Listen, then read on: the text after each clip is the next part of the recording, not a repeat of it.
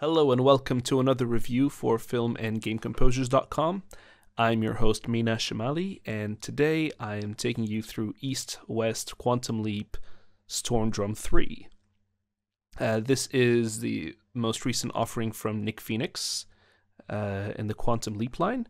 This was produced or released about in 2013, so just last year. And it's if you don't know who Nick Phoenix is, he is one of the main producers on the Hollywood series, Strings and Brass and Woodwinds, the Symphonic Orchestra series that preceded it. And you got Gypsy and Ministry of Rock and Pianos and Ra and Silk and Stormdrum 1 and 2. So he was one of the main players there, the main producers and the main conceptual people doing that. He's also one half of Two Steps from Hell with Thomas Bergeson. Together they write a lot of music per year, and it ends up in a lot of trailers. And they've also contributed to a couple of films, most notably Pirates of the Caribbean 4.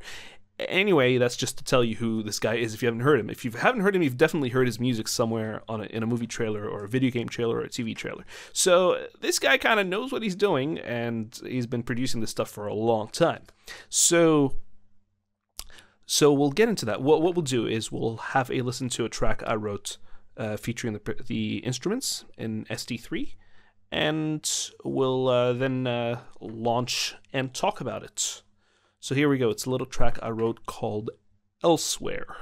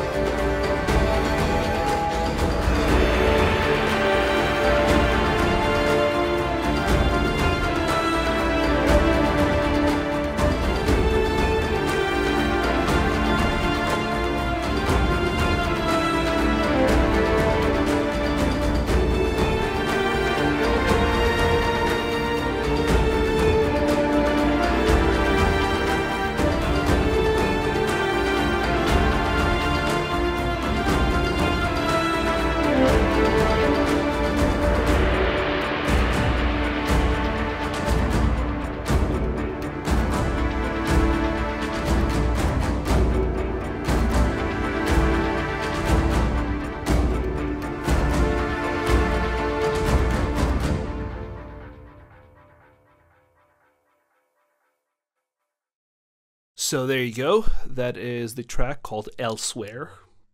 Don't worry about titles. Just yeah. So you can hear a lot of percussion in there. A lot of percussion is featured. All different kinds of things, and there is a large selection to be had here. If we have a look at the website, there isn't necessarily a claim being made per se that I can just test. The overview kind of just tells you what's there. And there isn't really a claim as this is the best percussion library ever, or this is, everything you're going to need, or it's everything you're going to need for ethnic drums or multicultural drums or standard drums. It's not necessarily saying that. There's a lot of reviews that have been there, and that kind of tells you what other people think.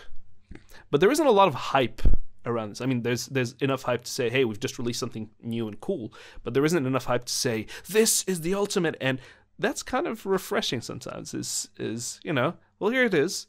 If you like it, use it. If you don't, use something else. So even in the manual, there's the design concept is as much the claim that's being tested than anything. The really what's there is there's a whole bunch of common and unusual sounds and recording techniques, because this library actually has 5 mic positions, much like the Hollywood series, and it was recorded in the same place. Now, in percussion libraries, the room in which you record can play a large role in what the final sound is like. And if you can record everything in a dry studio environment, but with percussion, especially organic, natural percussion, maybe not so much, a drum kit. Although a drum kit still gets a lot out of a good room, but percussion like orchestral percussion or taikos or big or small drums, they benefit a lot from the room that it was recorded in. So there's a breadth of instruments that Nick Phoenix was trying to achieve. So he got some drums from Mickey Hart and from the Remo Company. And if you don't know who they are, Mickey Hart is a legendary percussionist, and he's been on the scene for a long time. Here's an extensive resume on Wikipedia. And there is also the Remo Company, which has been in operation since 1957, and Remo Belli himself had helped pick out the percussion to use. There isn't much else in the way of a claim.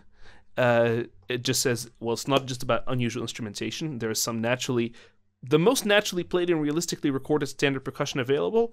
That's a claim I can test, and it does have unusual sounds as well. And the fact that it has a very extensive taiko drums, very extensive selection of taiko drums.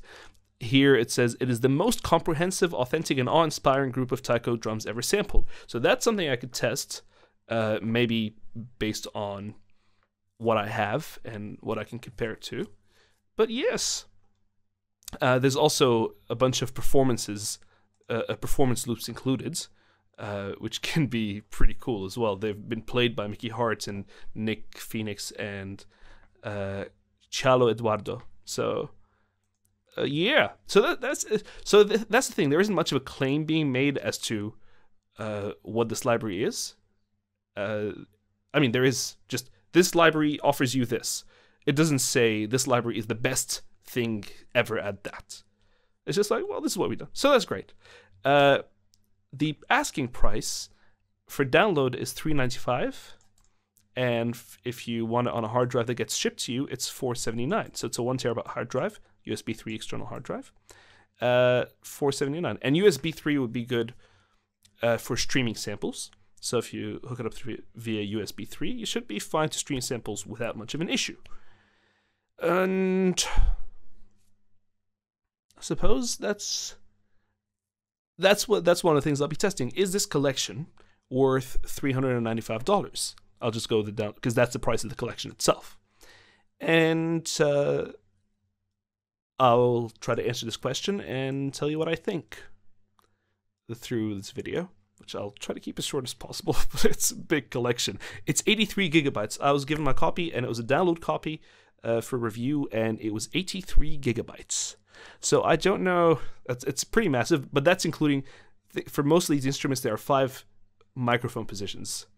So yeah, so there's a big collection of instruments, a lot of microphone positions, therefore a large size. So if your internet connection isn't all that, you might want to go for the shipping option. If you can wait a few days, then yeah, hey, you'll be good. So yeah, first thing is first. Because this is East-West Play, a lot of people will say, oh, it's Play, I don't want it on my system. I get that. If it doesn't work for you, there's an issue, that's fine. That's something you're going to have to work out. Personally, for me, I've barely had any issues with Play. When I started with Play instruments, I had an old laptop with 4 gigabytes of RAM. So as long as I didn't exceed my RAM or didn't really strain the RAM, the instruments worked fine. Once I moved to a computer with a much larger array of RAM, Play gave me no troubles. Now this is on Play 4. The version I have is 4.0.23, and that is not the latest version, because the latest version is 4.20, I think. And here's why. Beyond 4.0.23 with Cubase, this is a Cubase issue. It doesn't play nice with Play. I don't know why. And so the pops and clicks that kind of come up are bounced into the audio. I don't mind them as much while I'm producing, although I'd rather they weren't there. But once they hop into the audio that gets bounced out, I'm like, no, sorry, can't do this. So I rolled back to 4.0.23, and that's been the best version that's worked for me so far. So Cubase 7.5 works best with 4.0.23 for me. And I didn't want to roll back to Play 3 because Play 4 brought the mixer and the microphone position mixer, which is legendary. It's not legendary. It's great. It's much better than the traditional thing of going through each patch interface and trying to do microphone positions from there. So this is one of the big things. Also in the mixer, there's an effects rack from Solid State Logic SSL, and it's a great addition for some extra editing within the box. I tend to do my mixing outside of it. It's like, route it out to the mixer in Cubase and work from there. Work with external effects. I'm happier doing that, but the options are there, and there's some great effects in there. So yeah. So here's what I'll do. I'll just start playing a few instruments. I will load up a new instance of Play. If I can find, there we go.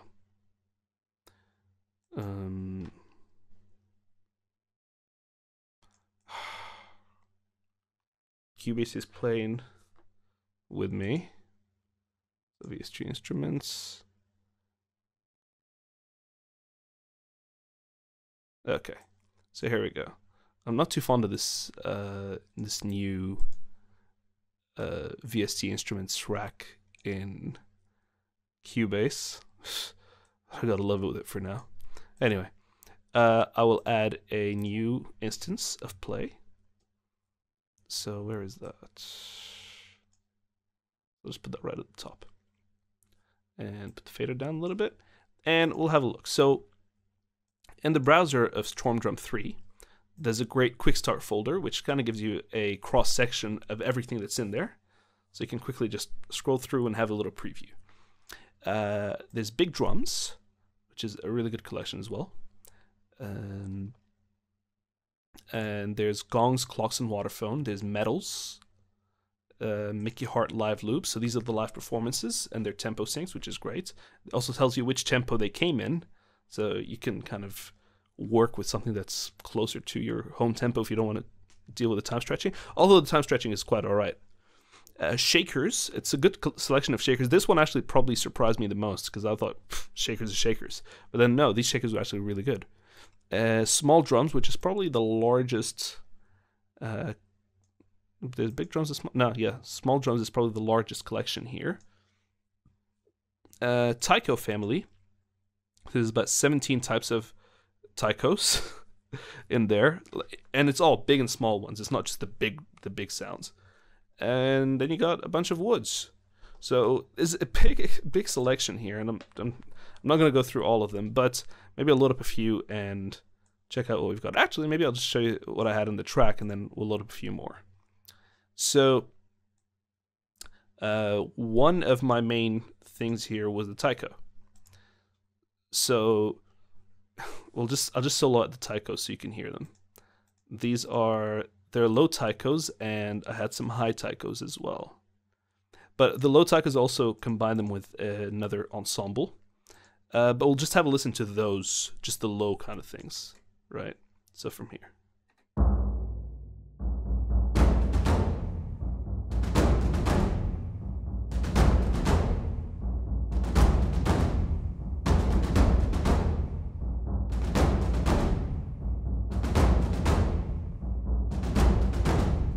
and I'll add in some of the high taikos, the shimmy daikos.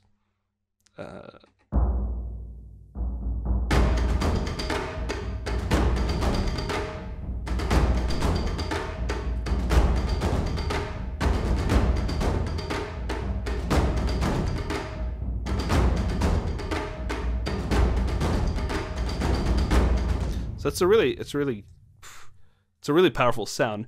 And what it is the low taikos are actually 4 different types of taikos that I've layered together. And this is one of the things that you realize with this library is most of the things are offered as individual instruments that you can put together for a large sound. So it may not feel like some of those sounds are big enough on their own, but it's just how you layer them. And there's a lot of flexibility in how you do that. Oh, here we go. I hate it when it does that.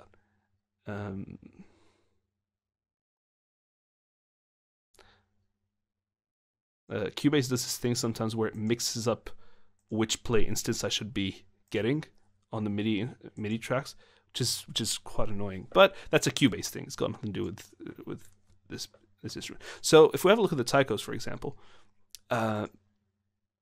you got shimmy daikos and you got okido daiko, nagado, hira daiko. I'm probably pronouncing this all wrong.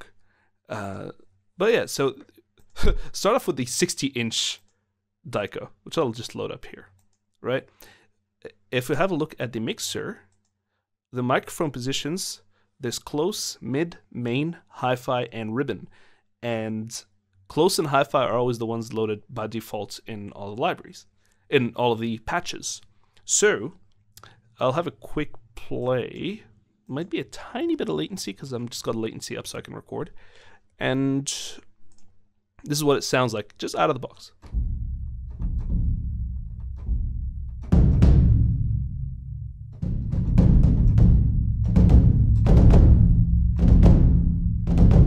Let's put this down a little bit.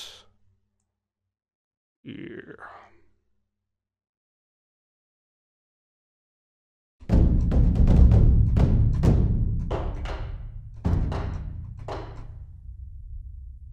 These are some rolls.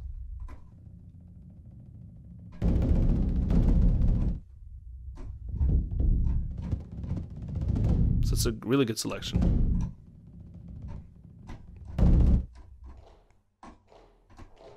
And some high rolls with the sticks.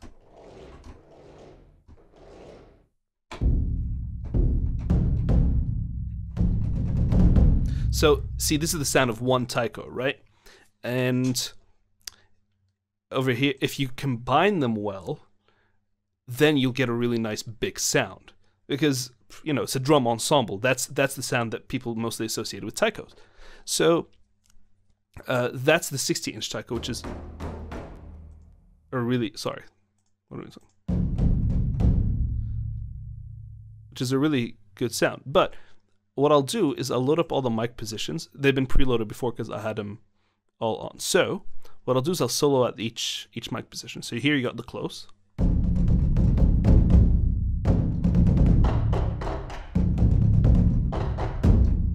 Okay, and then you got mid.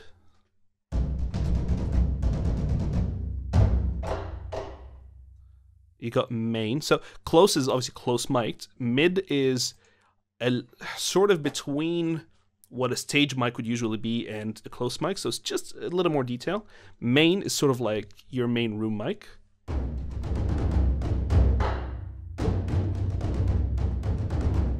So it's quite a bit of room sound in there. Hi-fi sort of feels like a main mic, but sort of with a different array of microphones, and tends to be a little less roomy, but more detailed. Like still roomy, but it's more detailed. So that's the main, and then it's a hi-fi. And I think what it does is it's a little more panned out. And then ribbon is actually quite cool because it's sort of like a surround mic. And kind of feels a little, probably the roomiest. With a lot less high frequency detail, which can be great. And the thing is, you get a really great selection here, right? So if I like to start off maybe with the ribbon mics. Maybe add a little hi-fi. See if the mids cut it. The mids kind of give a bit more thud.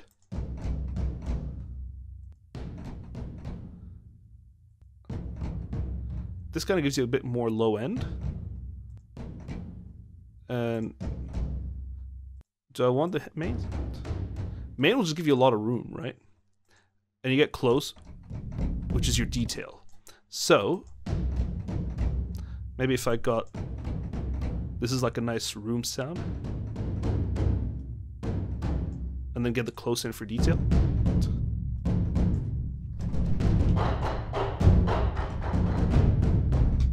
So that's a pretty cool combination of sounds. And that's just for the one Dico, right? If I maybe added in a 48-inch, and here I'll just set it to 1, to MIDI channel 1, and just solo it.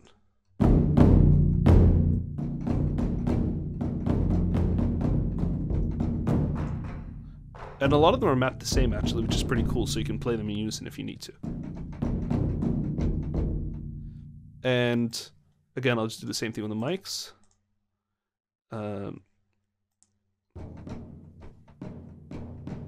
So that's a nice roomy sound. It's a bit detailed. And that's the roomiest, really, but the ribbon is more kind of further. Mid's a bit more thuddy. Close is more detailed. I think this is a good kind of guide to how to use the microphone positions in play in Stormdrum 3. So I think of the hi-fi as a bit of room and a bit of close. This is why it's detailed, but still roomy. Maybe put in quite a bit of room. Quite a strong thud. You don't necessarily need to use all 5. I mean, I could go for a really kind of close and hi-fi, that's how it comes, or close and ribbon. Close and main. So any combination of things can work. So if I do that, play them together.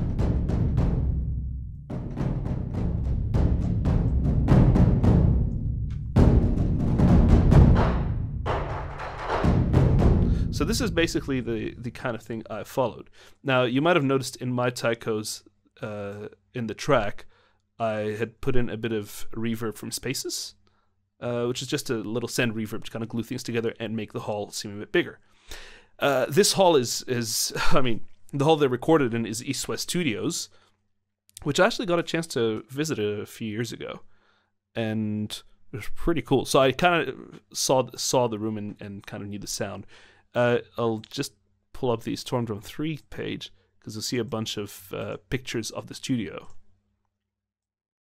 So this is the interface, and this is the studio itself. And this is also, as we said before, where That's Mickey Hart, where the Hollywood series was recorded. So in that sense, these drums will blend well with the Hollywood series if you have that. And I think Stormdrum 1 and 2 may have been recorded there as well, but I can't be sure. Maybe Stormdrum 2. But yeah, I checked out this room. It was pretty awesome. But yeah, it was just a quick visit, and it was like they were nice enough to let me have a look. So yeah, that's the thing. Is the room is a large part of the sound of a percussion library or percussion sample library, and this room definitely has a distinctive sound. Which depends on your preference. It's a completely subjective thing. I think it's a good sound, although sometimes it can be a little too roomy, if you know what I mean. It can be a little too much of itself. I mean, that's the character of the room, which I'm not complaining about because there's a lot of flexibility here. Sorry, I'm playing. And the cool thing is, because we showed the FX rack before, so we had filter, we had an equalizer and transient designer, and a compression, and a gator and expander, and some stereo bus compressors compressing the whole thing, and convolution reverb. But each mic position has the filter, the EQ, and the transient shaper and everything. So there's a lot that can be done to design the sound that way on a per mic basis. So that amount of control within the box is great. Plus, each one can be outputted to a different thing. There's a number of outputs that you can send the audio outs to.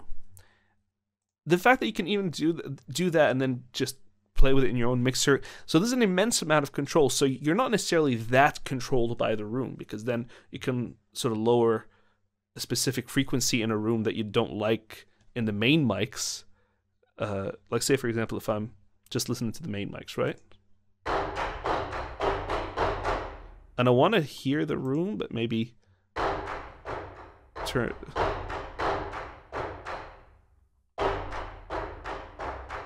on. Where is the...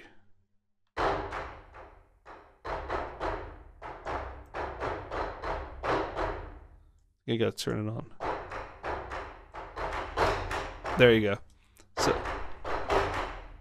this is just the main mic, right?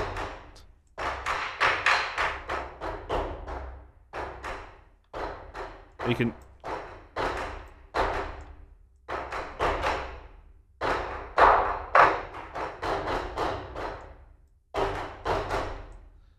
So there's a little parametric EQ. It's not necessarily as detailed as, like, you know, a 10-band EQ or something, but there's still a lot of control that can be done just through here, right? And even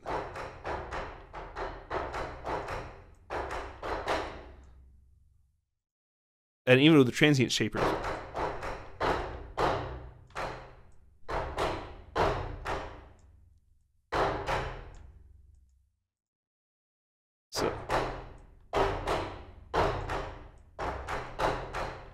Which may not be as...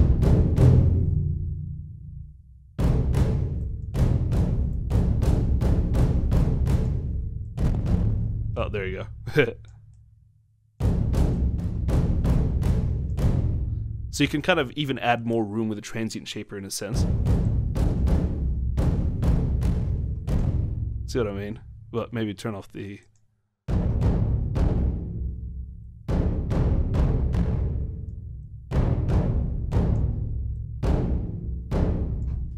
I mean, it's kind of subtle, but you can still work with it.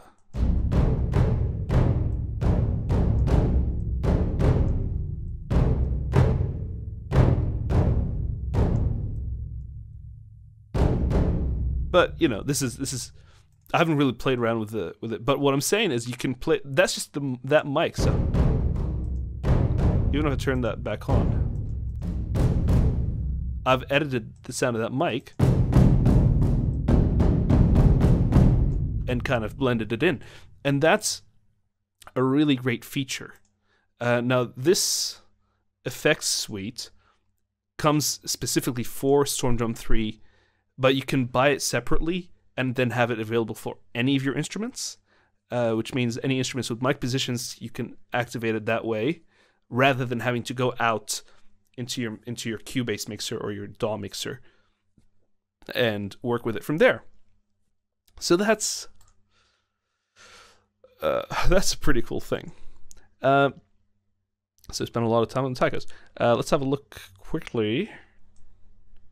What else we got? What else have we got? So there's a lot of other tacos. So maybe what I'll do is I'll just replace these tacos with some shimmy daiko. Replace all. Now it takes a little while to load because there's a lot of detail there. Now this is because I haven't loaded these specific daikos, right?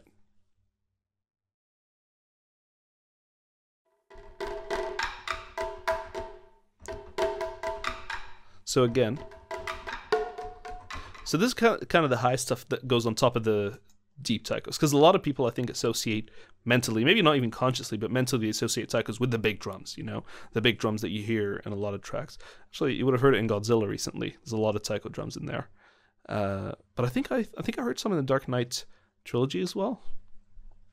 So it's pretty cool. And if we open up the mixer, you'll see again it's close. I'll load up all the mics, which will take a little while to load. And then we can just audition them separately. I won't do this for everyone. This is just to kind of give you a different perspective.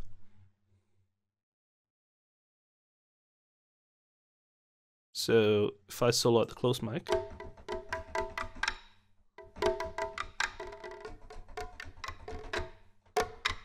so it's a lot of.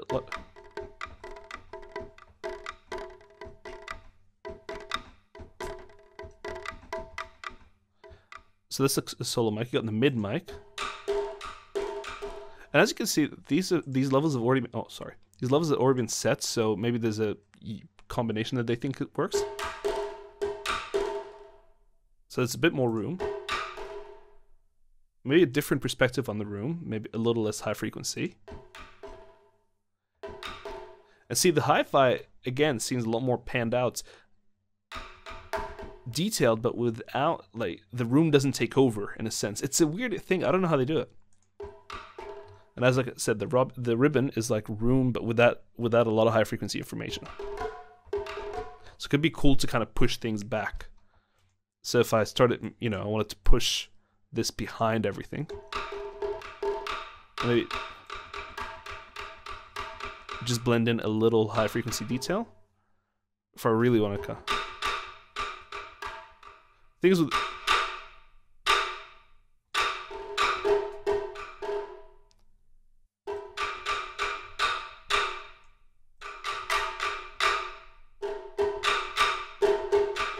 so, or if I really want to push it close, start off with a close, maybe with the hi-fi, and treat the main as like a reverb.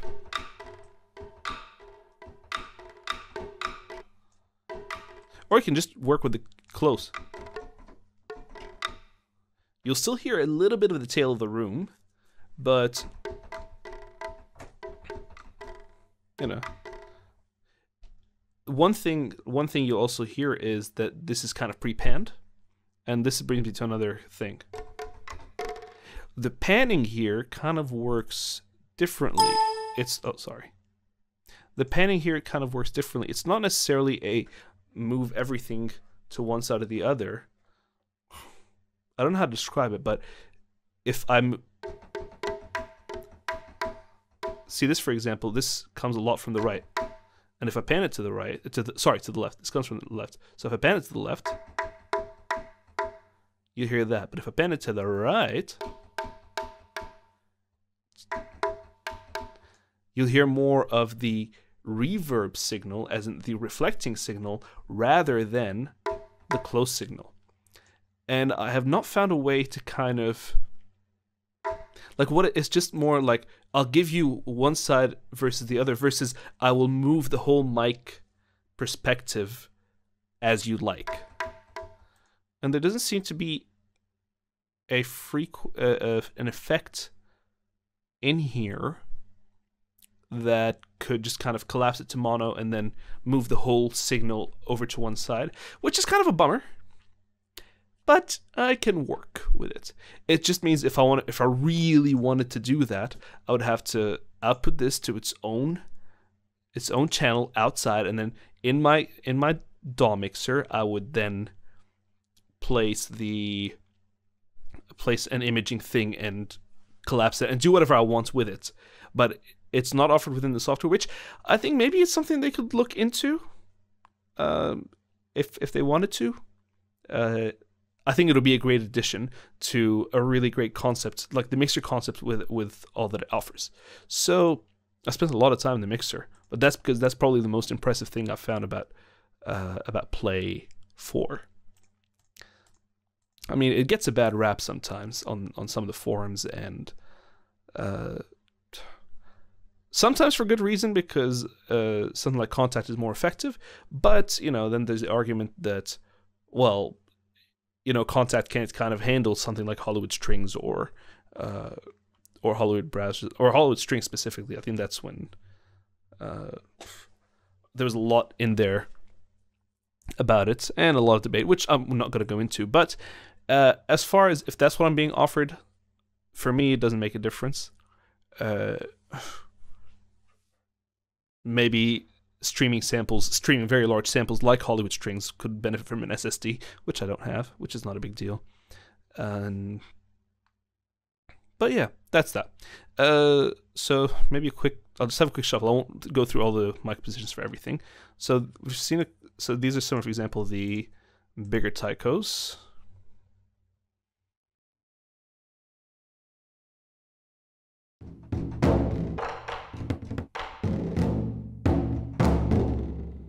And then you got something like this. Then you got some like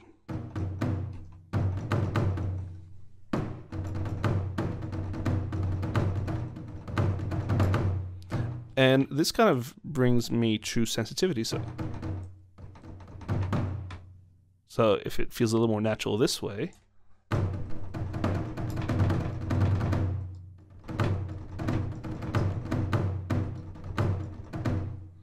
and if you wanted to, you could kind of mix it in with a bit of compression. You got a compressor here.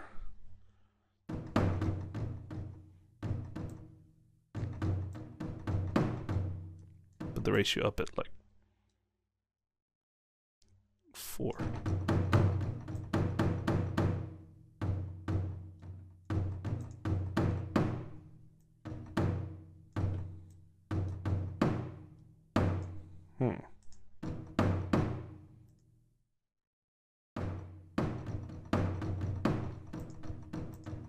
And here you can kind of edit the signal chain in a sense. As you can see it reflected here. So you can go filter, then dynamics, then EQ, or, you know.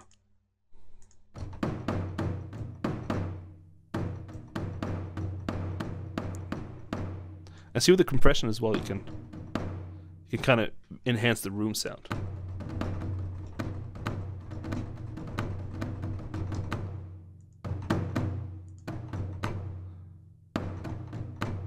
And what they seem to have done is just include fast attack versus natural attack and makeup gain. So that's I really don't want to go too much into the effects, but it just seemed like a good place to be. And then you can even add another kind of simple compression.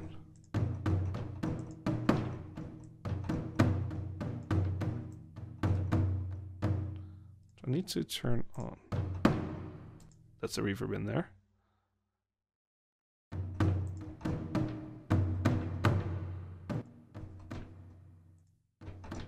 There you go.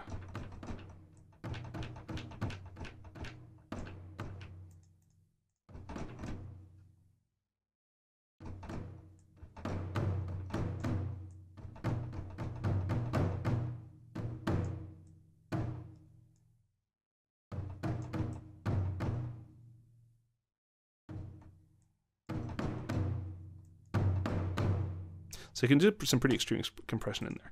But yeah, that's just that. Don't worry about that. Back to the browser. We've got some Shimmy Daiko, which you heard in the track as well.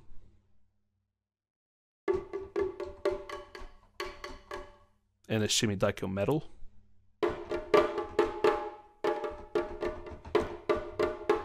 That's a slightly kind of more high frequency. Just pretty cool. There's a custom Shimmy Daiko.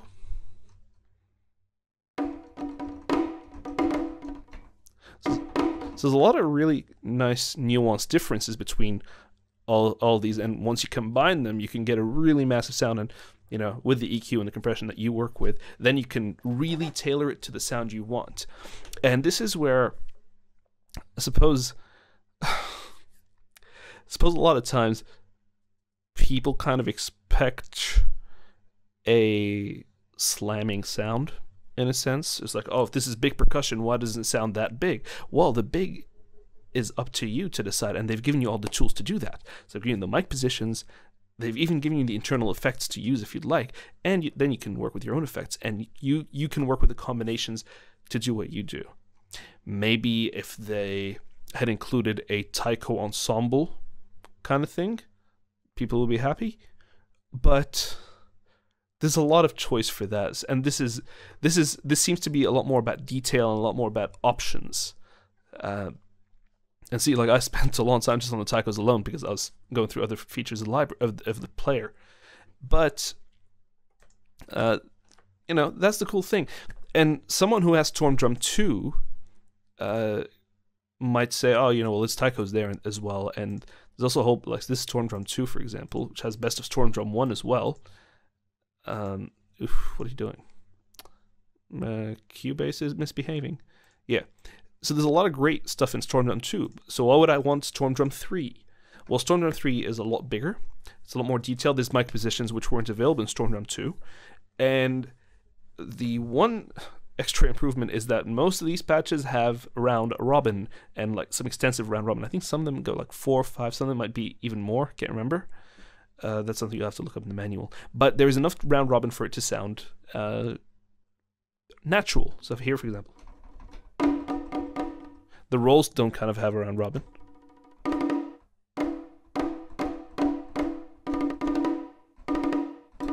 Or they do. So there's enough kind of variation in there to kind of really really make it sound more natural.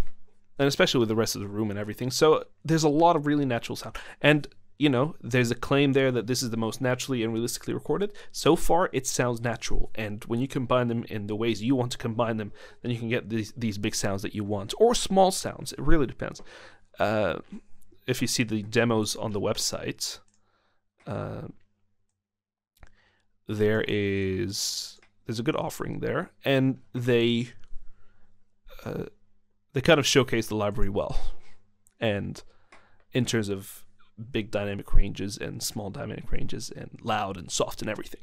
So yeah, so there we go. Next, what else did I use in the track? Now, I had a couple of things here. So I used this thing called Dead the Beast. If you listen here.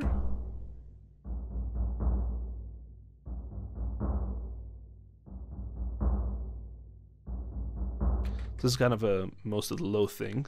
I mixed it in with the taikos to kind of give with the low taikos to kind of give them a bit of oomph.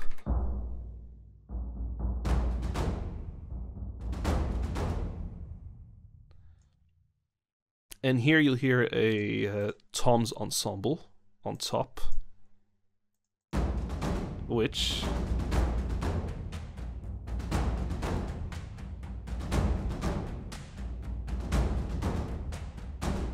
I've kind of like treated differently than you would treat toms usually, because here it was really a lot more about the close mics.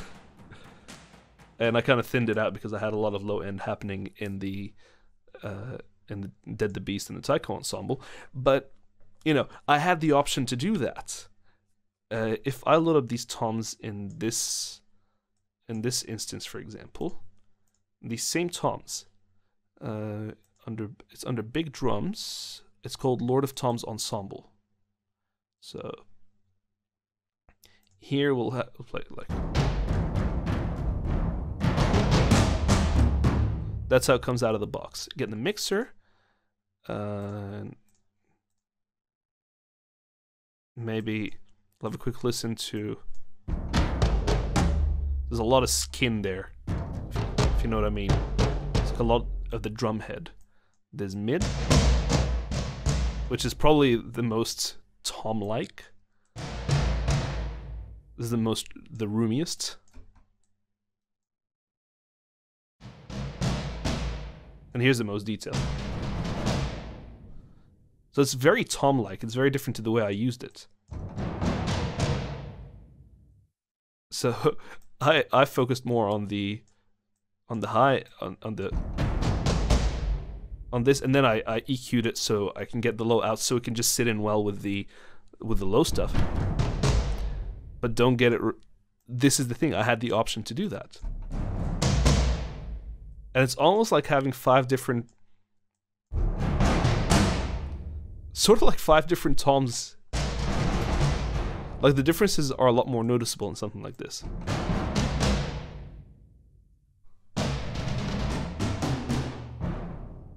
And the ribbon, of course, is...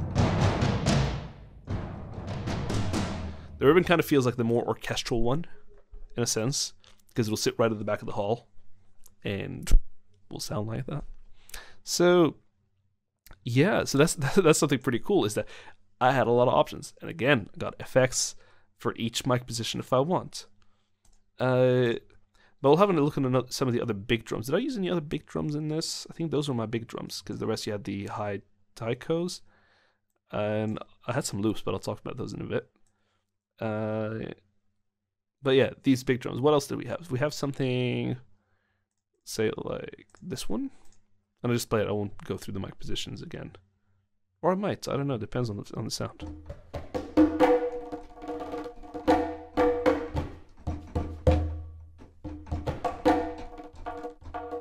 So we got a cajon. I don't know how it's supposed to be pronounced. I don't want to say Cajun. But if you don't know what that is, that's the box you kind of sit on. And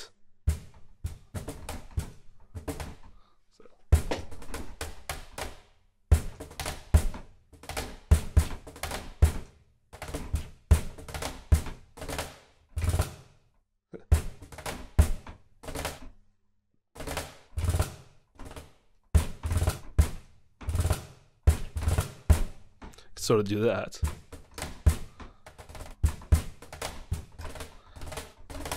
It's a big collection of rolls. Now, the one thing I bemoan about all these patches is, while there's a very extensive collection of rolls in each patch, or most of the patches, none of them are controllable via the mod wheel or via a MIDI CC. They're just like one-shots. The mod wheel is mapped to the filter, in a sense, which I don't think it's not. You can't see it there, but it's.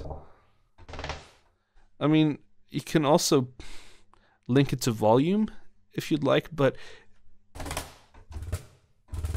this is probably more apparent in some of the other things. But you know, I wish I could do that.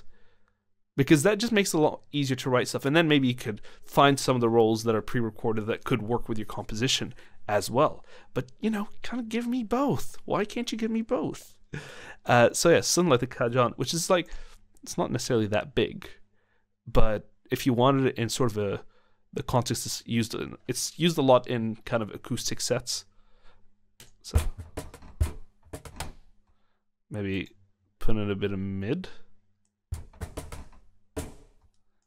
Put in a bit of main.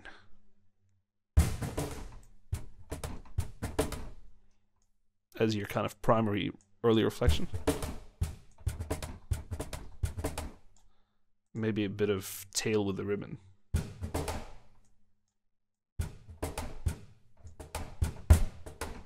This will work really well with the guitar on top. But yeah, and there's anything that has Remo in the title, I'll have a check out of.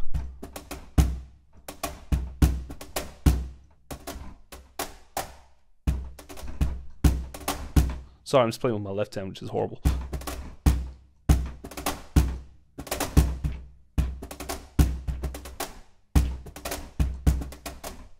So you can do some really cool stuff in there, and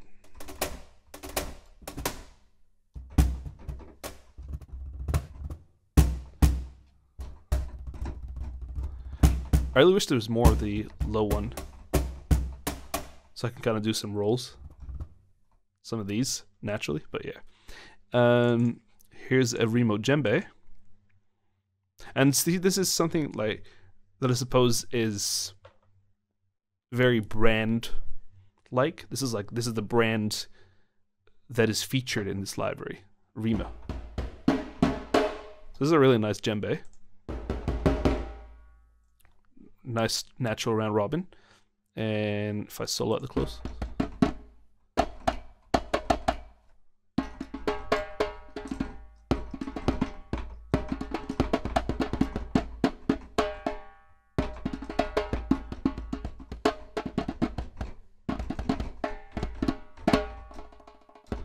So see, something like this, why can't I control that? There's some pretty cool effects in there as well. If I had the hi-fi, and maybe check out some of the other mic positions, because the mic positions really kind of give you a different perspective on the whole thing, right?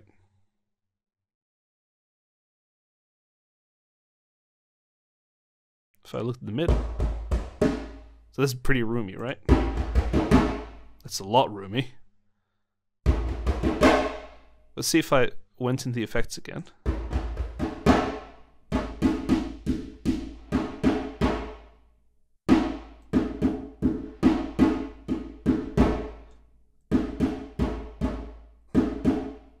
This is kind of a way to reduce some of the high frequencies of the room sound.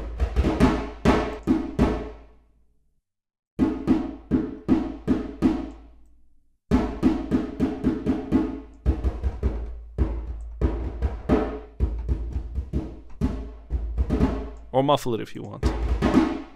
So, you know, something you can do. Again, hi-fi, which with a lot of its own panning, it's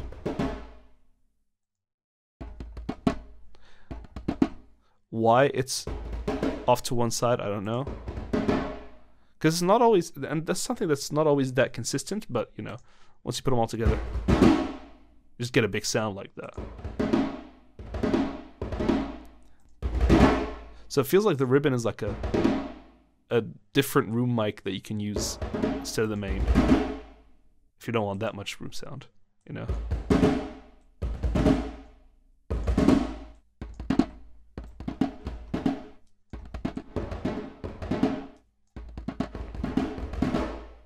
So yeah, so that's pretty cool. Just check out some of the any other djembe. There isn't a no, there isn't. Dumbek. I was born in Egypt, so I like Egyptian drums. They're not necessarily related, but I actually do like.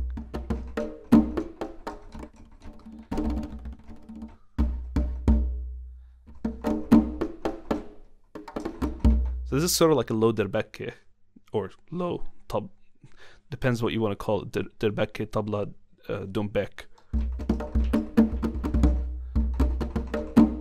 It's really nicely done, and let's check out just a close mic. So there's a lot of flexibility there, and if I turn on the built-in reverb, now this, I'm not sure if this is a fault of Play or the library, but the drop-down menu here doesn't always work like it should. I'm not sure what's going on or why that's the case, and I don't have the latest version of Play because of what I told you guys before about how Cubase doesn't like it. So that's something I'm just gonna have to live with. And I use reverb externally anyway, so that's fine.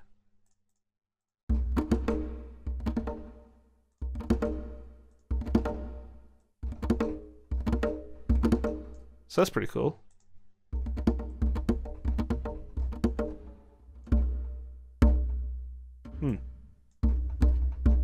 You can filter out the reverb as well. So that's pretty cool. That's just the effects in there. Now what else? What else we got? Got frame drums. Sure. Frame drums are pretty cool.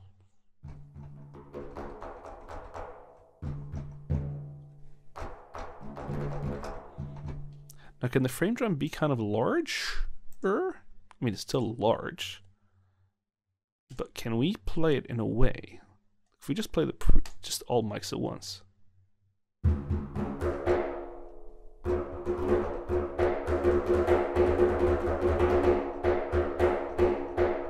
It's interesting.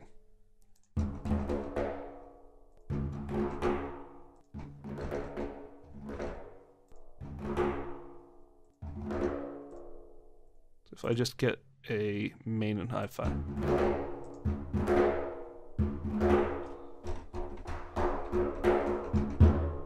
So you can get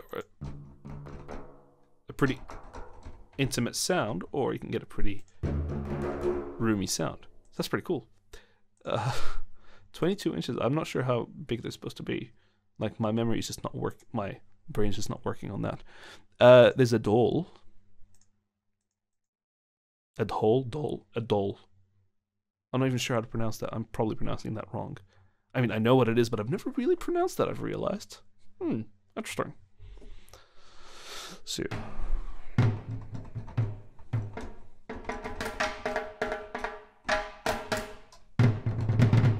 you got the low stuff down there.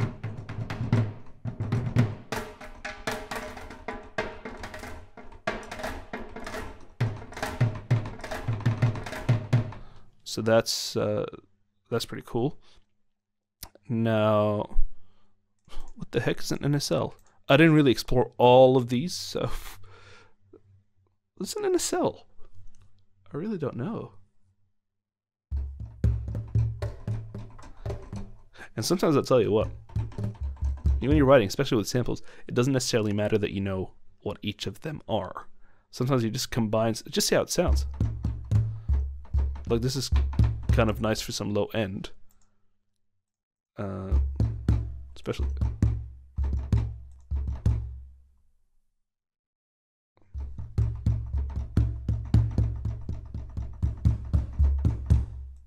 You know, so maybe some ribbon, kind of make it, kind of can really enhance the low end if you need. So that's pretty cool. So that's the 14-inch. What's the biggest they got? Oh, that is the biggest they got. Okay.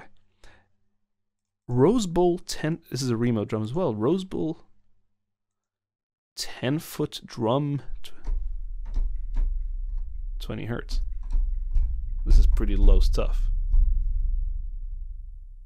If you got subwoofers, they're exploding now. These are frequencies that you can't hear without a sub, almost. You can barely hear them, but the impact of the sound is sub. That's pretty cool. And do we have mixing options? Yes, we have mixing options.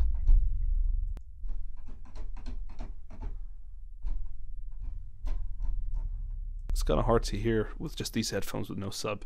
I don't have a sub, but the best I can do is kind of turn off the bass on my speakers from time to time to kind of test out what's going on in the low frequencies. And remote table drums.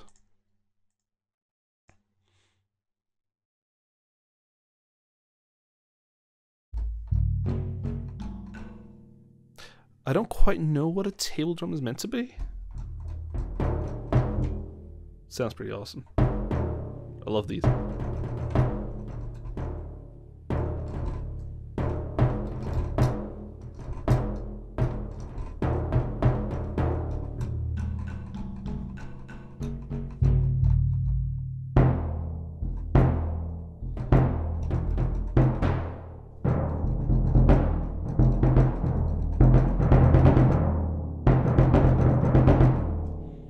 Those are pretty cool. Now, a couple of things. Here's the beat that I played before, but I'll show it to you in its kind of original state, because it's a pretty cool drum, actually.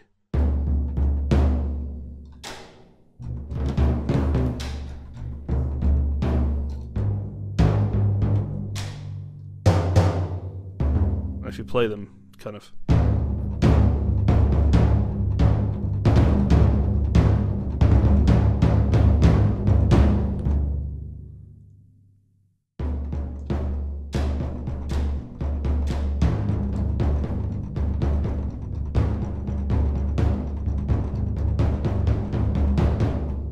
that's some pretty cool stuff. And in the mixer, you can kind of get some really great options. So the close, for example, there's a lot of detail. The mid,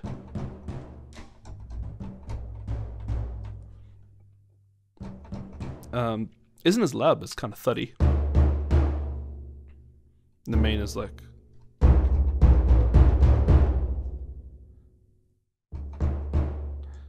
it's pretty roomy, but see,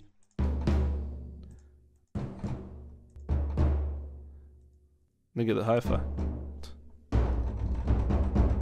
which is a bit more attack, a little less sustain. And the ribbon kind of makes it sound a bit like a timpani. So you could go with a ribbon and a bit of mid.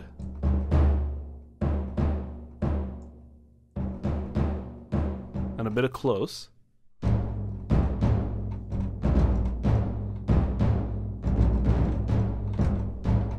And you can kind of get a timpani-like sound, which is pretty cool. So you got rolls as well. It feels like there's 3 drums or 3 collections of drums. No, 3 drums.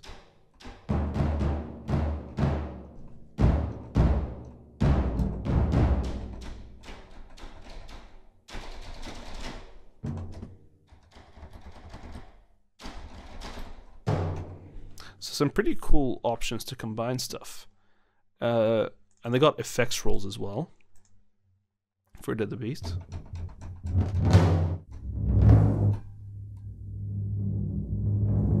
So again, there's a lot that can be done, but then these are the kind of things you'll have to adjust yourself, and it's not like they don't provide you with an option to kind of control that yourself.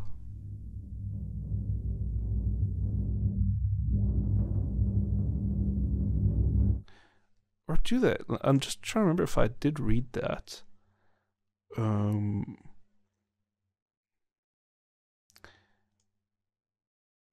Just gonna have a quick rolls. If we look at rolls, what does it say?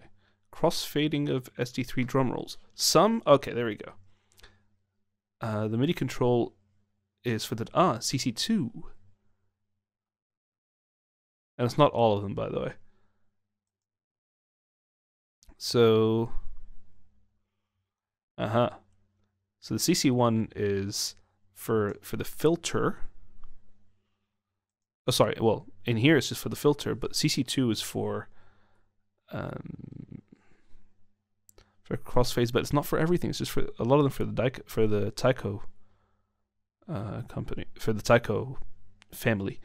But yeah, so there you go. So even these rolls, I mean,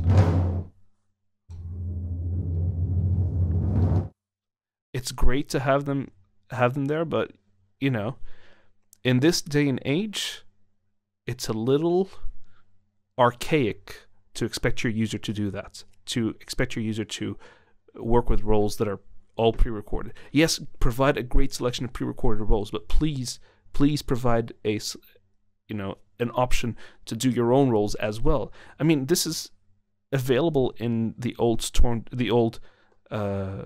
percussion library from East West Symphonic Orchestra. What are you doing?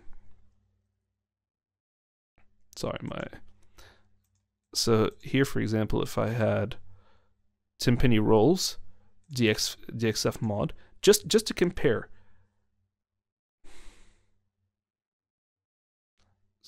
I mean, there's a master thing, but I'll just provide the rolls.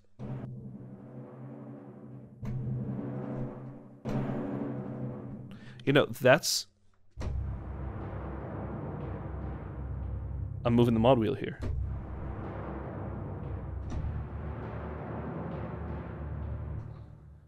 That's pretty... I think that's pretty standard in a lot of libraries. The fact that it's not offered here in SD3 is a little regrettable. And I don't know if they can go in and record those rolls on a completely different day if they wanted to provide an update. But if they do, I mean, that'd be cool. So, one last thing I'm going to look at in big drums is Dragon Ensemble.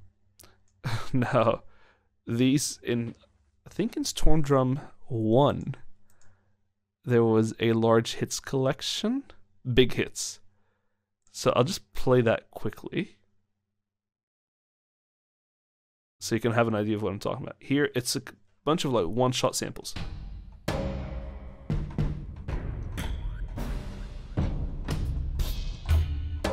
Some pretty cool stuff, right? So that was in SD1. In Stormdrum 3, I think there might have been collection in Stormdrum 2 as well, but in Stormdrum 3, you get something like this. Again, they're all one-shots, no round robin. So you can hear it's... And see how it says full mix? These are pretty cool, right? So they're just like some really awesome hits. And there is no mic option. That's why it's a full mix. Play what else we got? Yeah. So... But there's a couple of things.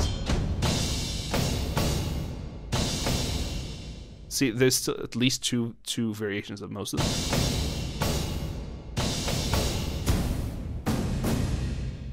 See what I mean? Like, you can do some stuff, but make it...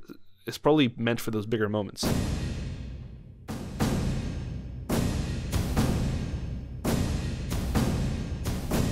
So if you kind of spread it out, it won't be as apparent these are samples.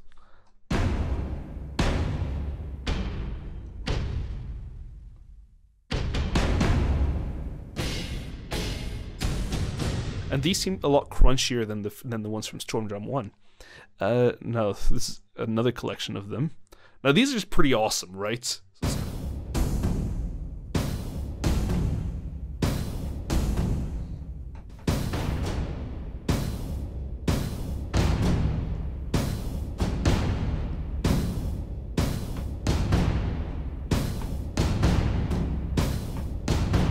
So these are cool. And if you're happy with it sounding like samples and sounding synthetic and you don't care, that's cool. But it may be appropriate for some styles of music, actually. Especially more modern electronic ones where you just want to include these kind of sounds. So these are pretty awesome. Just pretty powerful and crunchy. And I think there's a lot of compression going on there to make them sound this crunchy as well. So yeah, these are really nice, well-designed ones. And you get some rolls.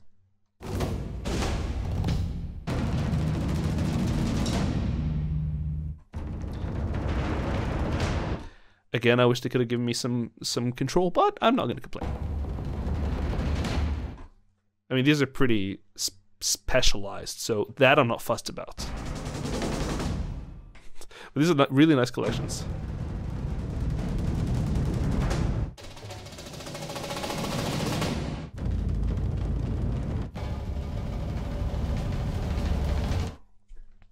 So yeah, so that's big drums. Next you got gongs, and got some pretty interesting stuff in here. So I'll just play a few gongs. So here you got a small gong.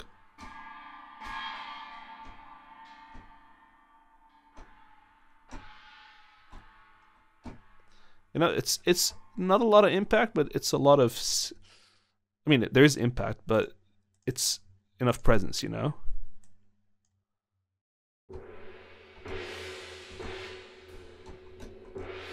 "21-inch gongs. Now we'll go up to the 36-inch gong.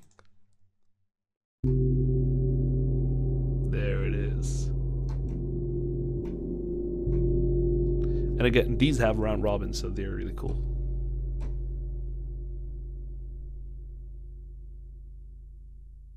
Can barely hear it, but there's an effect going on.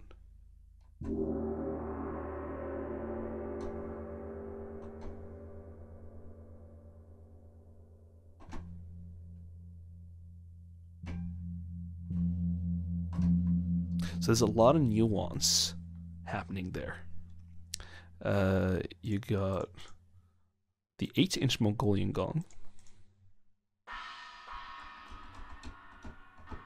So some pretty cool stuff, and Turkish epic cymbals.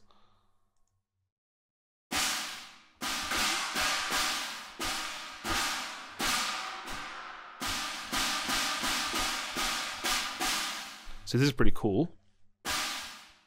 There isn't actually a lot of symbols in here. In the metals, is there symbols? Not that I can recall. But, you know, that's fine. There's some boat symbol, which boat symbol is pretty cool for some creepy stuff. It's basically you take a violin or a cello bow or something and scrape across the drum in different ways, the symbol in different ways. So that's some pretty cool stuff and you can take that, maybe record that and export it and resample it into your project and pitch it down, pitch it up. Actually, this might be a good idea to have a look at the pitching thing. So this is the interface, which I haven't talked about, but there's different kinds of here. For this section is tuning, and I can just retune the samples. So if I've got something like this, if I tune it right, maybe down 12, that's pretty cool, and maybe 24.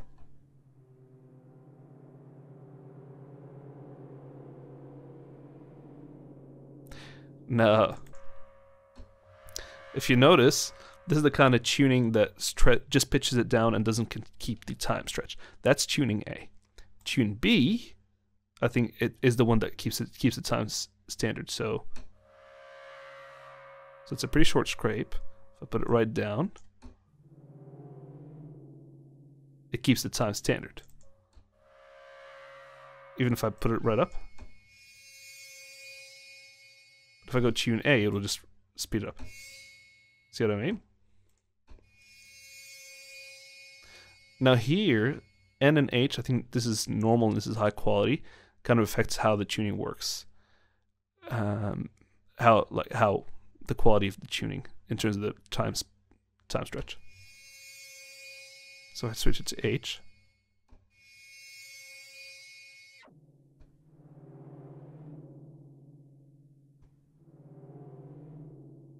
So maybe it's a different approach.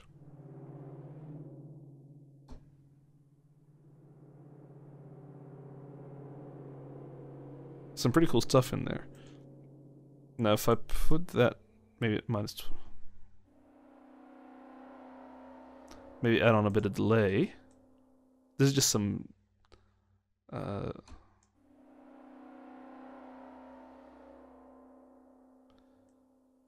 lot of feedback, maybe. Small.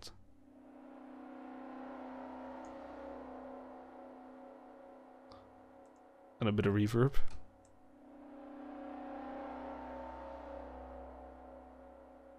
Again, can't access that.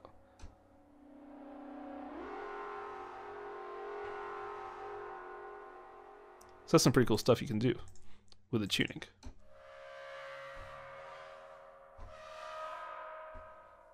So this could be something else as well, in case you don't like how some of the drums sound. Tune them up or down and see what you think. Like if I go back to the taikos, for example, quickly, and take that big 60-inch one, I could tune it down a little more. And if I tune it, it'll change the sound quality, but it won't change how long it takes.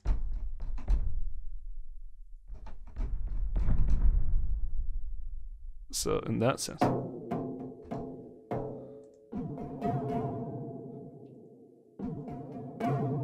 he gets pretty wacky stuff.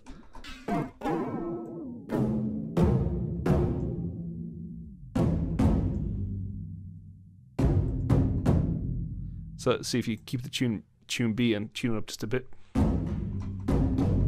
In a sense, you retain the size of the room.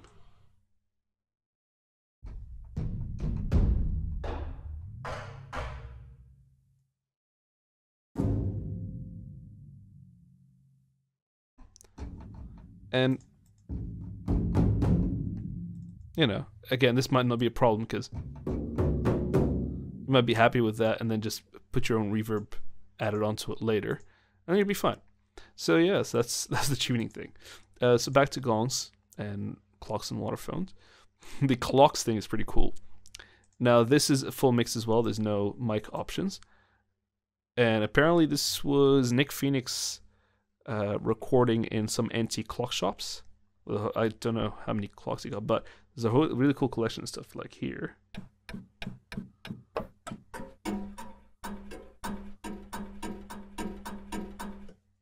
So it's like...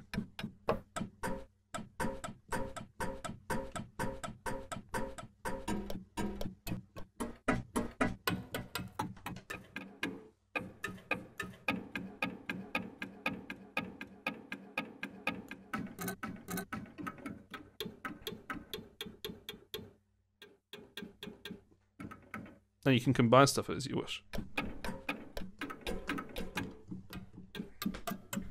So there's a whole bunch of different things, like other clockwork things. Come on, Clockwork 2. Yeah. Okay.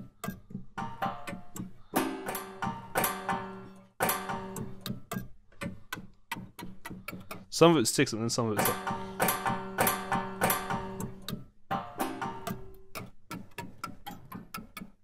So some pretty cool stuff there. And these are more like, more just clock sounds.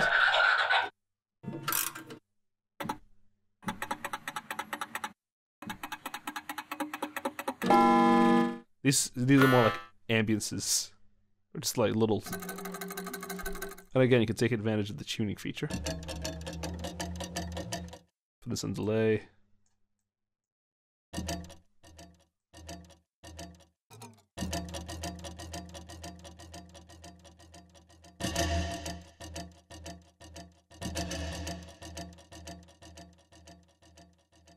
Or you could just tune it and be.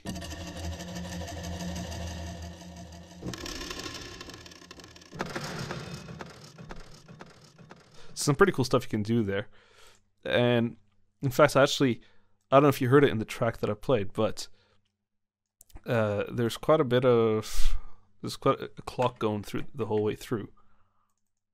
If you hear it here, it's pretty low, but you can kind of feel it taken away.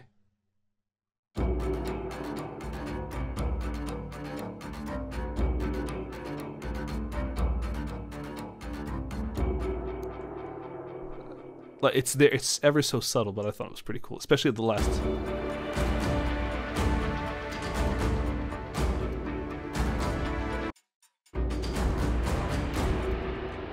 So, yeah.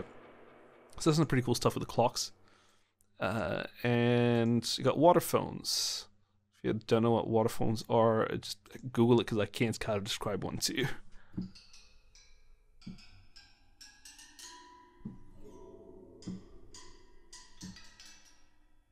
It's a pretty cool, again, a pretty cool extensive thing. And stuff like this.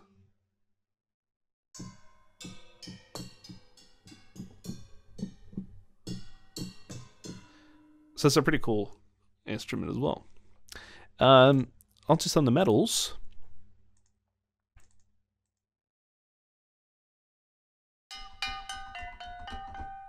There's some pretty cool stuff. There's a lot more tuned, some of it. Crotales, Agent Crotales.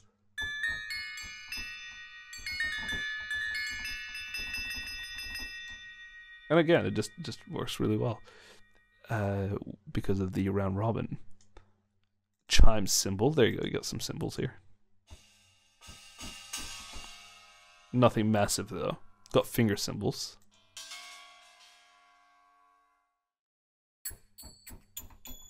These work well with Middle Eastern music. You'll hear it, of course, in the typical belly dancing scene if you want to depict that you're Middle East. Thanks, Hollywood. But you know what I mean. It's like you'll always hear it associated with a belly dancer, because.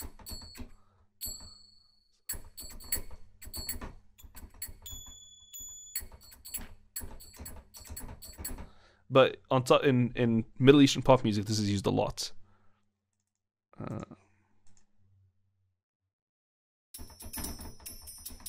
And these are a bit more extensive than I've seen before, which is pretty cool. This one's pretty cool. Gongs in water.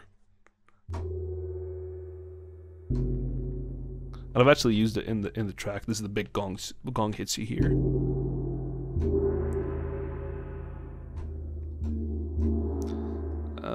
So it's pretty cool. It's a pretty cool kind of understated effect. Turkish copper pot, what do you got?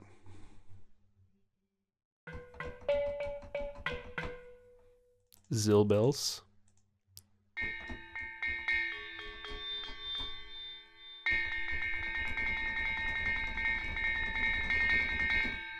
So that's pretty cool. So it's just a lot of really nice, chimey, metallic percussion.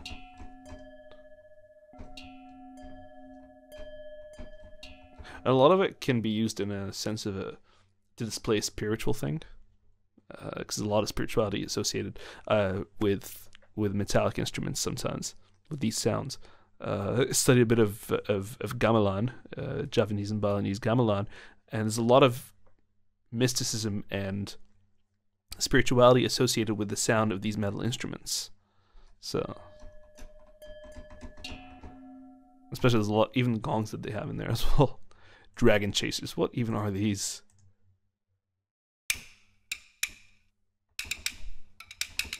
Interesting. And here we got a performance. Mongolian chants performance. And again, we got microphone positions in all of these, so there's a lot of options for sound. Sorry, that was the browser. Microphone. Sorry, Mongolian chants chromatic.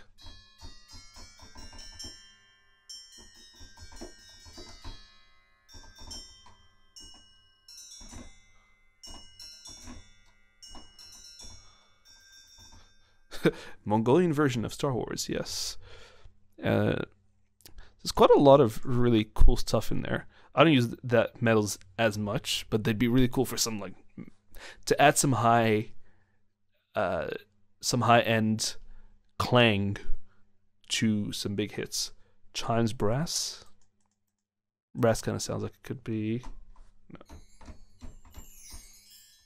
No. Well, there you go. The brass kettle drum. This could sound interesting. I really haven't gone through all of these a lot, but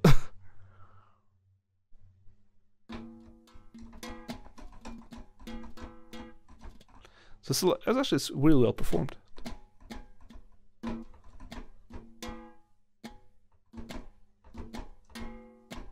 Let's see how it mutes. Like this mute actually mutes the other hit.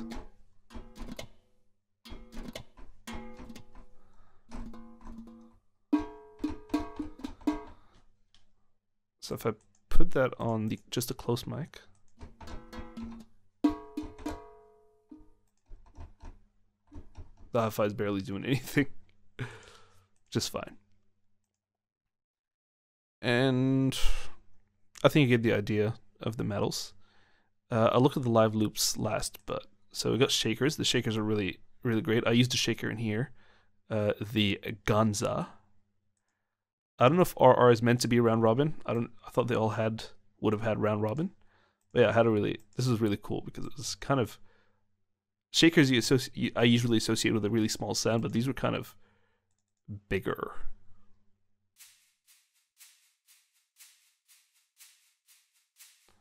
I'll just load them up here. So if you can get the whole picture without the EQ that I've put in. No, what do we got? The ribbon mics, for example, here are pretty cool because it's pretty full. There's a lot of really good shakers in here. It's a good collection of shakers.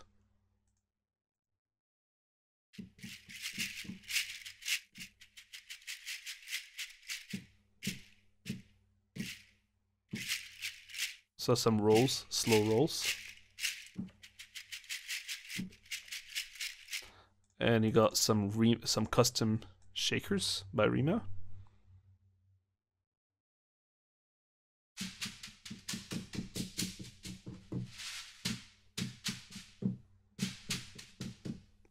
I'm sorry this is taking so long. There's just a lot that's on offer here.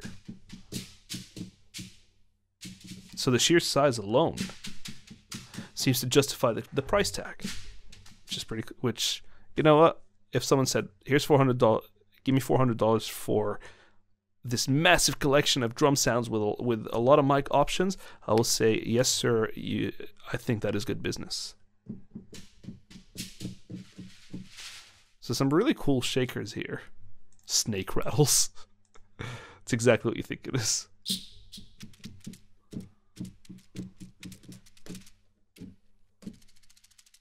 There you go. So yeah, some really cool stuff. Rain stick. If this is what I think it is.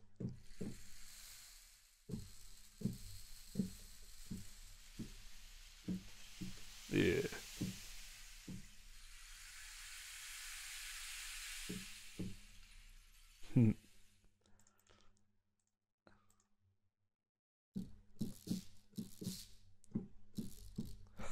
So some pretty cool stuff. Bamboo jingle? What was that? There you go. Obviously the manual. I think the manual's on offer on the website. Yep. So if you want to download it, you can have a look at each of these instruments in details and how many round robins in each part of the collection and everything. So yes, that's the collection of shakers. Small drums. I will not play them all, I promise. But here's an Egyptian frame drum. Why not?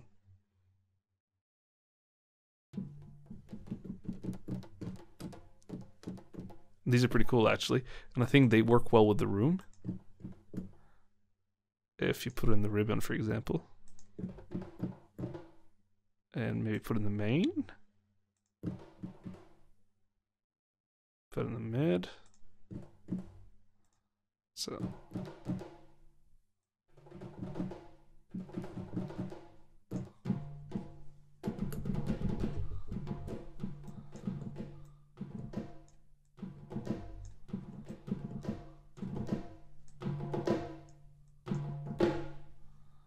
And maybe the effects put on the convolution reverb.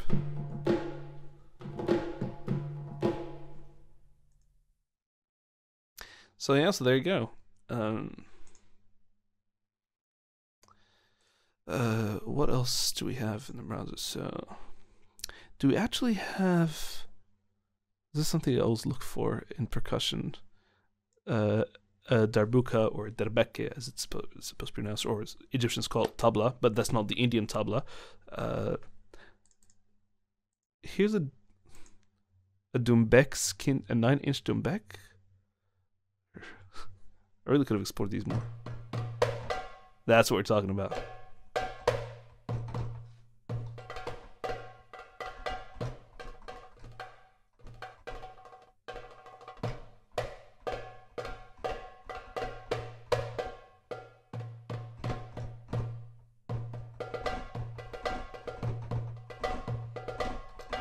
So if you put the sensitivity up,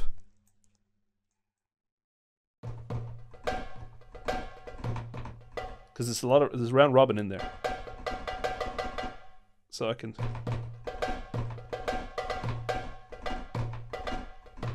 That's just like a typical Middle Eastern groove. So that's a good sound, and I've got a collection of a few in different drum collections. So I sometimes like to kind of put them as a group. Because in a lot of live performances, they'll have several percussionists in the middle, like for example, in Egypt or Lebanon or Syria, they have several percussionists playing together, even the same instruments. And you can even like tune this up and down a little bit.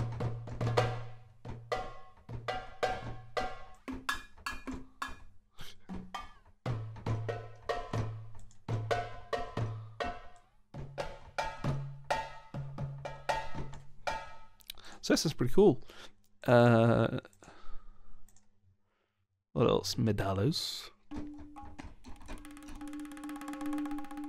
So these small drums are really cool to kind of add those mid and high kind of things. Like taikos will give you the taikos, and a lot of the big drums will give you the low end. The small drums will give you the mid and the high. Maybe shakers will give you the highest, and metals will give you a bit that mid high. But these small drums will definitely get you the mid and the high. mid, and the high. So Italian Tambourine by Remo.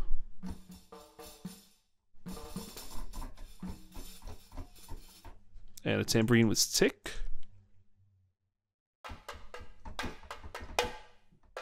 Interesting. The Udu from different parts of the world.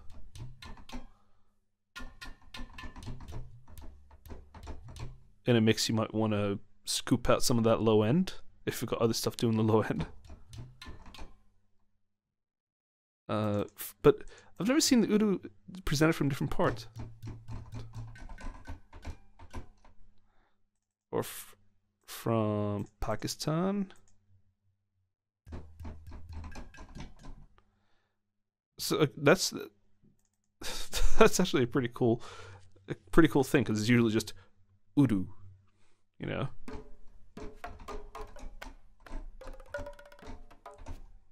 And you got bongos, even these little skin swipes on the drum head. Some of these names I don't even recognize, but that's part of the cool things. You can be creative about it. If, of course, you're trying to emulate a certain culture, you might want to research what you're trying to do and see, do I have that sample, or can I get that player in? But if you want to kind of like just get your own percussion section, hey, this is a very, very great, massive selection. I don't even know. Rapanik? I don't even know how to pronounce that. What is that? It sounds awesome is what it does.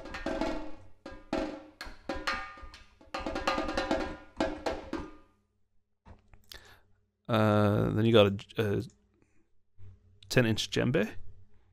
Is that bigger? Is that smaller than a normal one? Because you know this. Actually, it would be. No, it's the normal size of the djembe. There you go. Olympic mini drums.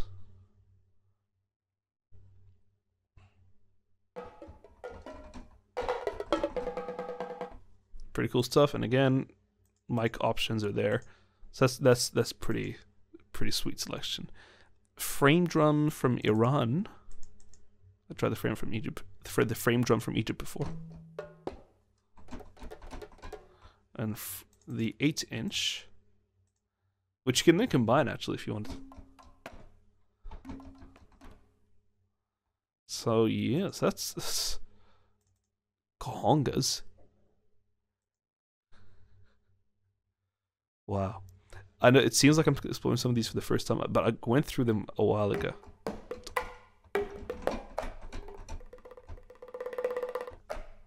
Again, the only thing I'm bemoaning, there's a lot of detail, but the only thing I'm bemoaning is the rolls. Give me some rolls that I can control. Just to give me the ones for the taikos, I don't think in this day and age is good enough. You know what I mean? So yeah. This is a Balinese instrument. What is it? Oh, this drum. I played this drum. It's awesome. It's got a really nice sound, but they usually play two of them and they kind of interlock their rhythms.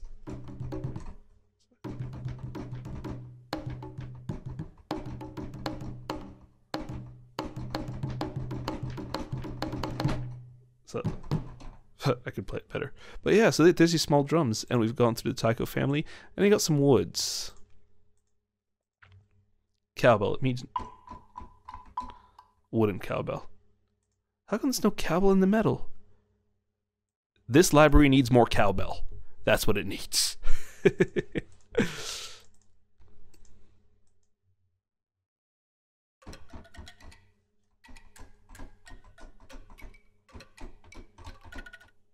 So that's some pretty cool stuff. Log drum.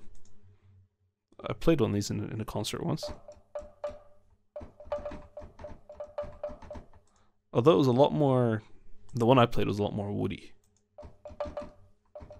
It's a lot kind of higher, which is fine. Redwood tree. They didn't actually cut down a tree and do this, did they? Full mix as well, so no mic options.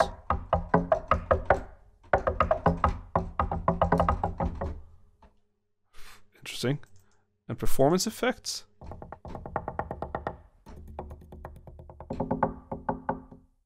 Which again, some of these performance effects would be cool to do.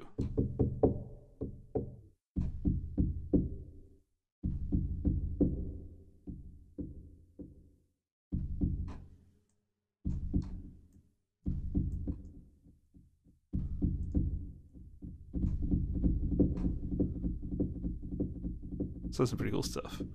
Stomping tubes.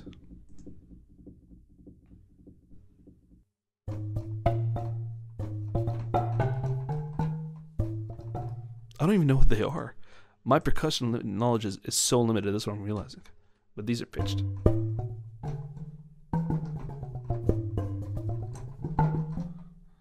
That's pretty cool. Hey, there is a cowbell there. Wooden slit gong and cowbell. Oh, but it's still wood. That's fine. So the last thing we have is a yambu.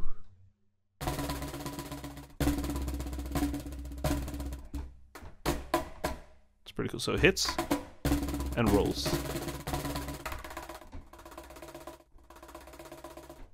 Why skimping on the... The only roll dynamic crossfade that it says on the... Oh, but it has to be CC2, so... one thing you can do is in MIDI inserts, the transformer type is equal to controller. Value 1 is the controller number, so 1 transform gives me 2.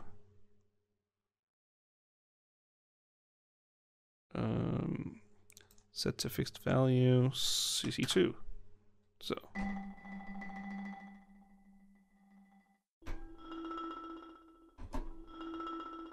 See, now I'm using my mod wheel.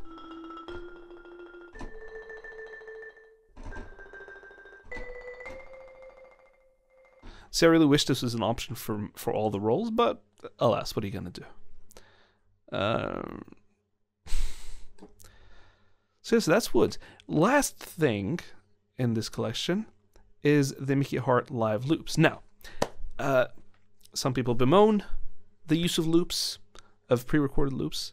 Others love it. Some people just a bit vary between the two. But let's just play a couple. So here, for example, I'll show you what it actually is. So these are tempo synced. So you can, and each one of these in the white keys is maybe 2 or 4 bars of performance. Maybe 8 bars sometimes. No, I think it's mostly 4 bars.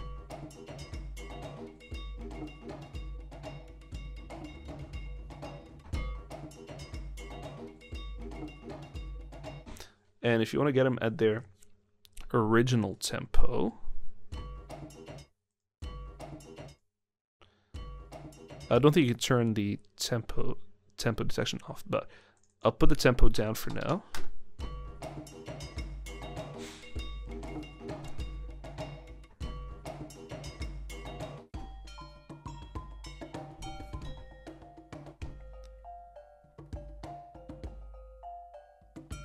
So these are full performances, and they're pretty cool because they give you some pretty cool perspectives. These are just, you know, what Mickey Hart does, and it's got Nick Phoenix and I forgot the other guy's name. There you go, percussionist, yeah, Chalo Eduardo and Greg Ellis. So they're just sitting there banging on drums together, and you get the result of that. Now, I don't think people need to, even if people don't like loops, they don't need to bemoan this, because this is one part of a very extensive library. It's the same as in Silk. In QL Silk, you get some performances for some of the instruments, as well as multi-samples. So it's nothing to cry about, really. But I'll maybe play a few more. There's a lot of options in each one. And again, so these actually are tempo synced. So if I put them up here, May not be appropriate for each one, but you know, you could have a look. Beast Feast, for example.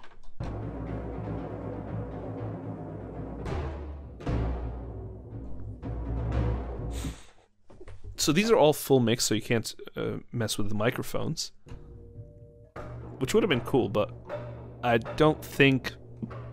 Sorry, I don't think that was the point.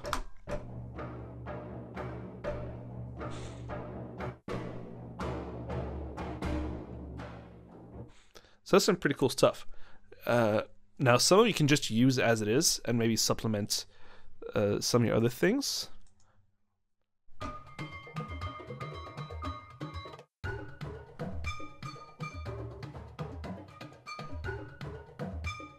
So some pretty cool stuff in there. And some of it can just be a performance starter, a cue starter, some inspiration. And I'm not going to play them all, but I'll play maybe a few.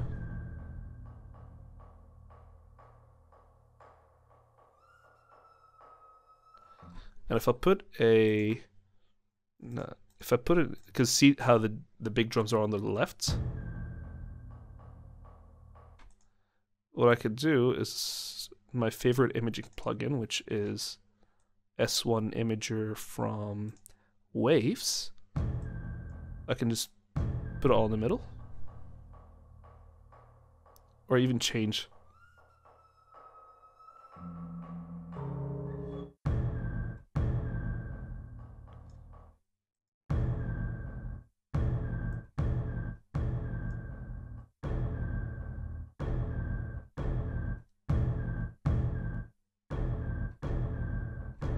This way you can kind of...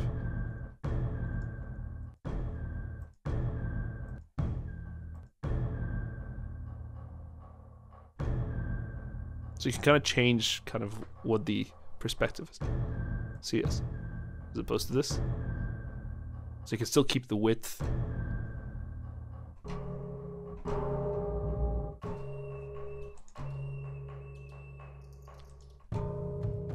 So that's some pretty cool stuff. Now, you do not have to necessarily use these loops as they are.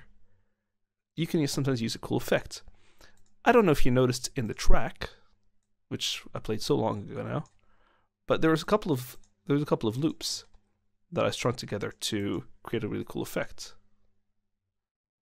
So it starts off like this.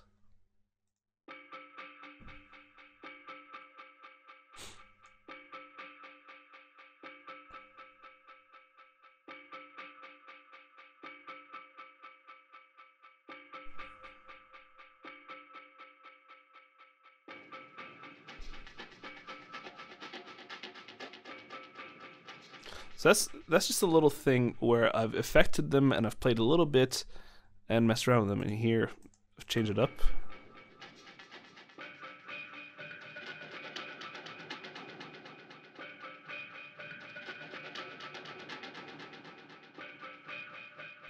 And I've put them through some effects on guitar rig, as well as some delay. So if I just bypass the effects, for example, here.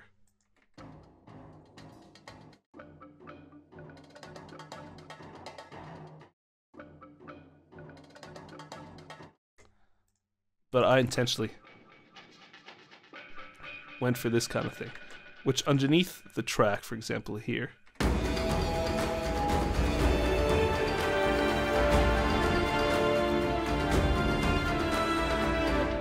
It's a little hard to hear there. In the last section, it kind of...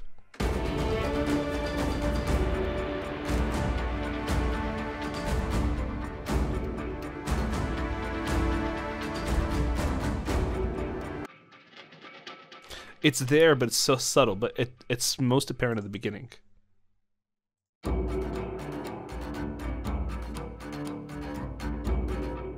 And maybe I could have mixed it better, I don't know, maybe I could have... My mixing's a little lazy sometimes. I don't ride my volumes. Sometimes I should probably ride it up a little bit as the track goes and gets heavier, but yeah, it's not a big deal. So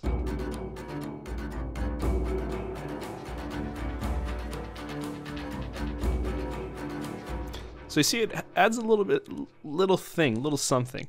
And that's the cool thing about the loops, and that's kind of, I'm happy that they're there. They're just an extra option, and same can be said for any of the performances and the phrases that are included in other libraries. They're another creative tool to go with. So that, I think, is the library. I mean, the only other thing we could say is, like, there's some pretty cool things in Play 4, or Play in general, just the Play interface. So say, for example, let's bring one of the taikos back up and just showcase some things that Play 4 does, if you don't already know them. Like, okay, there's a stereo spread thing.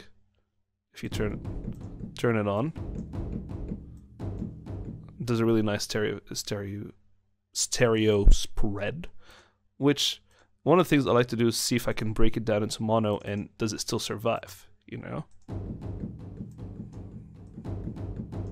Versus if I turn it off. So it's cool. I don't necessarily lose anything, right?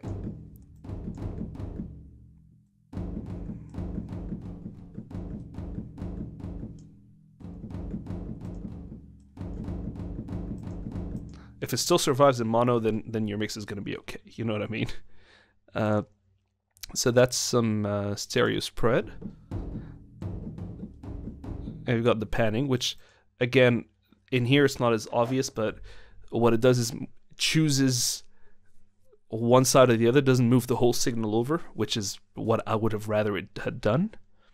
But I can do that externally if I need to, so that's fine. And you got delay, which we've been...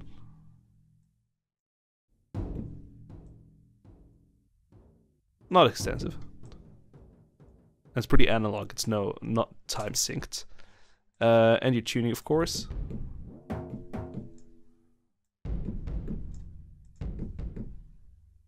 So the fact that they give you that choice is pretty great. You got your reverb, which I don't know what's wrong with the drop-down menu, but that could be... I'm putting that down to maybe I don't have the latest version, and I'm not fussed because I've got Spaces, which has most of these impulses anyway, so I can do that externally. I'm cool. You know? We got a filter, which I can... Can I? Yeah, I can MIDI learn it as well. So I'll put it to a fader. So could put the resonance up. It's just a...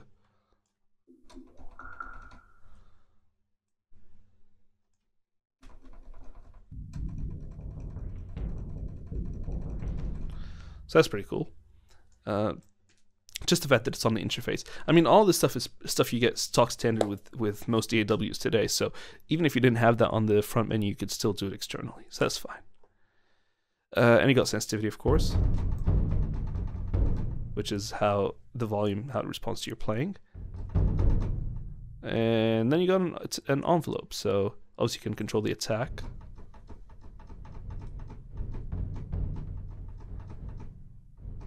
Attack obviously being the most important thing in a drum. And maybe you can...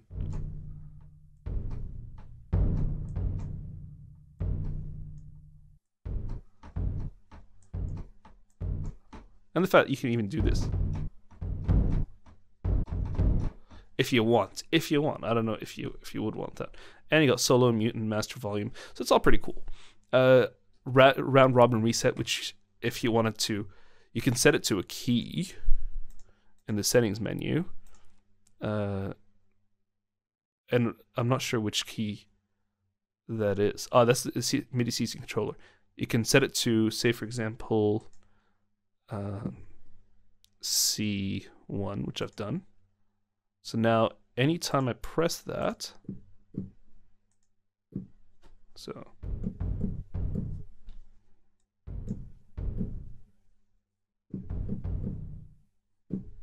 I think that should be resetting the round robin. But then again, it's barely noticeable, but if you want the same playback every time, that's something you can do. So yeah. So that's it. Last thing I'm just gonna quickly do is, if anyone is interested, just show you a couple of the other. These are all the all the ones that you've heard. All the instruments I played, they're all Stormdrum 3. That was the only percussion I used. And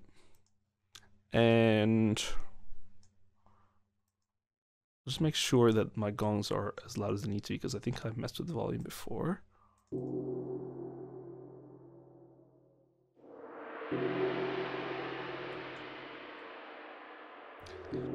So yeah, those gongs are fine.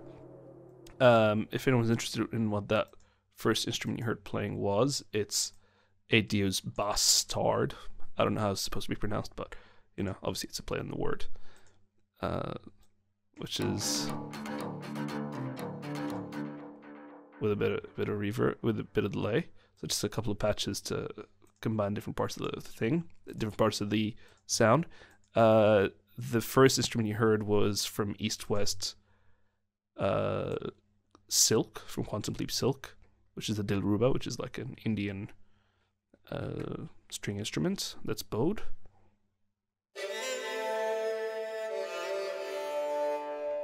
So pretty cool. Had some strings in there, just the dynamic bowings from Adio's Adagietto, just to kind of like fill in some of the chords, you know.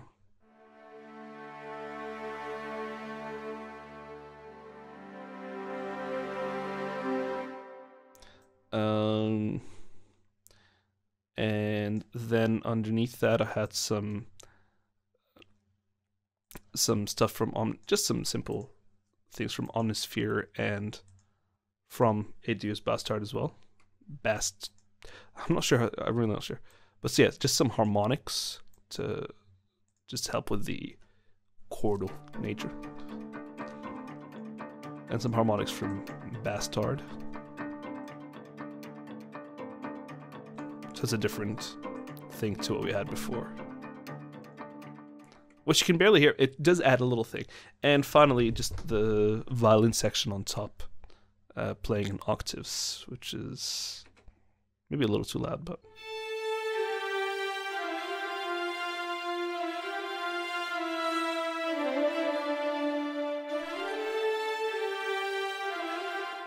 so it's just like a combination of like the Kemencha from Play, from Silk, and some solo violin from Adagio, and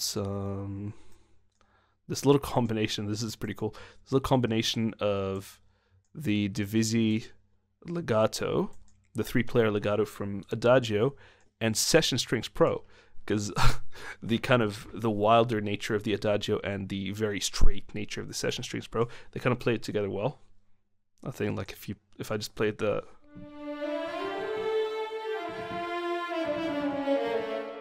if I just played that,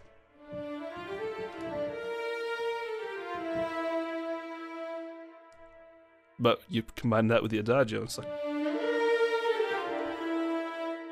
it kind of provides a really nice counterbalance. So, you know, because that's also a small section, relatively speaking. And yeah, so that is that. I'm going to leave you with just with a drums only version of the track. Which I think that's it. So what have we got? Have we muted everything else? I can put the shaker on as well. Clocks and everything else. All the instruments are mute. All the pitch instruments are mute. I've been Meena Shamaly, and I suppose my conclusion is this worth the money? For $400 to get this massive collection and this massive amount of control with all these mic positions?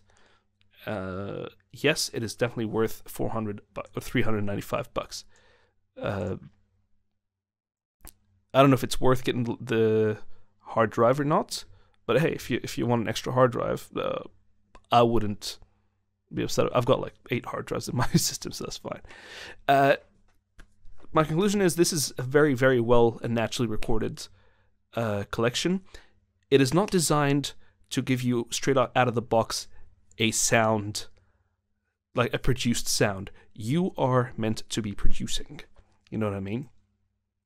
and it offers a lot of flexibility, a lot of potential to do that within itself, and how you combine it, and how you can have such grand control over each of the mic positions and the effects and everything. And then you can put it out into your mixer and do what you need. So, as a very, very well recorded collection of sounds, and those loops that they include are pretty cool, and as you can see, you can get really creative with them, with some effects, if you wanted to. I think it's just the sheer size of it that I'm in awe of, and the sheer size of it, and doesn't seem like there's been any shortcuts taken. It's like, yep, we're going to record this, and we're going to record this well. My only complaint is your rolls. I'd like them to be mod wheel crossfadeable, dynamically, but otherwise, the rolls that are provided are great. So sheer size, very well recorded. I think that speaks for itself, and it's something I can see being used extensively. Even though I've got a lot of percussion libraries, this kind of comes with the Nick Phoenix East-West aesthetic, which is a good thing, because that's a sound I enjoy, because a lot of developers have their own aesthetic that seems to come through in the libraries as well as their demos. Like ADO have very distinct aesthetic. I think Orchestral Tools seem to have a distinct aesthetic with their Berlin woodwinds and Berlin strings things, and East-West as well have a very clear, distinct aesthetic. Which you also hear on a lot of the Two Steps from Hell stuff, if you listen to it a lot, which I do. But yes, that's all I'm going to say. Is there another alternative? Few that are of this sheer size. Like, there's the Evolution series, the Evolution Percussion series, that it doesn't do it the same way. It kind of divides it by region, which you can buy each region by itself as well. So you got Europe, you got Africa, you got Asia, Americas, that kind of thing. But this is just like one shot. You can't divide it up. But as a collection, it's a great collection, and certainly surpasses Stormdrum 2 and Stormdrum 1. Might not necessarily replace all of the drums, but if you're only going to get one collection and you went for Stormdrum 3, you really can't go wrong with that many drums on offer. So I've been Meena Shamaly, and I will leave you with the drum only track, or the percussion only track, and I will see you guys in the next video. All right, peace.